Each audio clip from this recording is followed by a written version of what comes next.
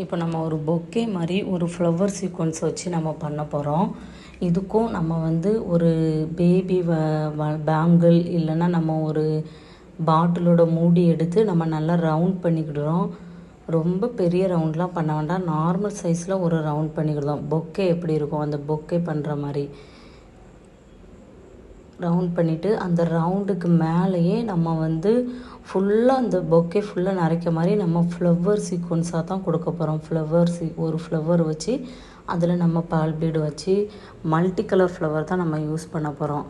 இந்த ஃப்ளவர் பொக்கேக்கு நம்ம multi colour flower use பண்ணால் தான் நல்லாயிருக்கும். மல்டி கலர் ஃப்ளவராக யூஸ் பண்ணி இந்த டிசைனை வந்து இந்த பொக்கே டிசைனை வந்து கம்ப்ளீட் பண்ண போகிறோம்.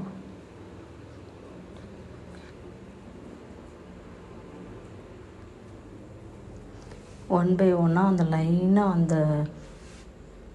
லைனுக்கு மேலே அந்த சர்க்கிளுக்கு மேலேயே நம்ம ஒரு ஃப்ளவர் வைக்கிறோம். அப்புறம் ஒரு பால் பீடு வச்சு ஸ்டிச் பண்ணுறோம்.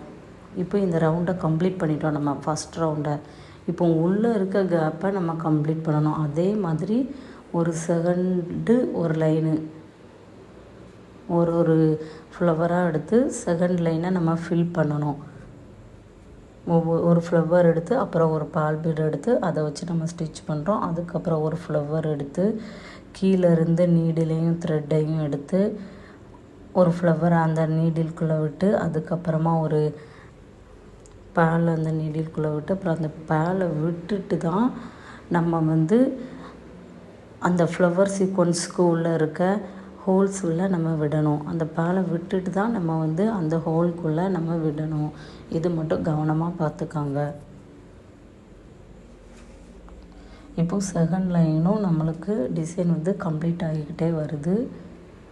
இப்போ செகண்ட் லைனும் கம்ப்ளீட் ஆகி உள்ள ஒரே கொஞ்சம் கேப் இருந்துச்சு. அதில் நம்ம வந்து ஒரு ஃப்ளவர் சீக்வன்ஸை வச்சு பண்ணாலே அந்த கேப்பு ஃபில் ஆயிரும். ஒரு ஃப்ளவர் சீக்வன்ஸை வச்சுட்டு அதுக்கு மேலே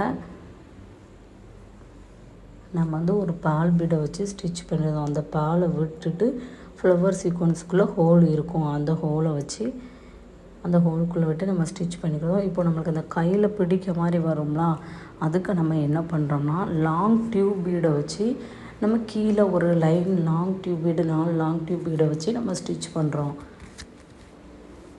அப்போ தான் இது ஒரு பொக்கே டிசைன் மாதிரி வரும். பாருங்கள், நான் ஒரு லாங் டியூப் பீடை விட்டு அந்த நீடில் த்ரெட்டுக்குள்ளே லாங் டியூப் பீடை விட்டு எடுத்து அப்படியே லைனாகவே நம்ம ஒரு 4 லாங் டியூப் பீடை வச்சு லைனாக அப்படி கொண்டு வந்தோம்னா இந்த டிசைன் ஃபினிஷ் ஆயிரும். இதுதான் பொக்கே டிசைன்.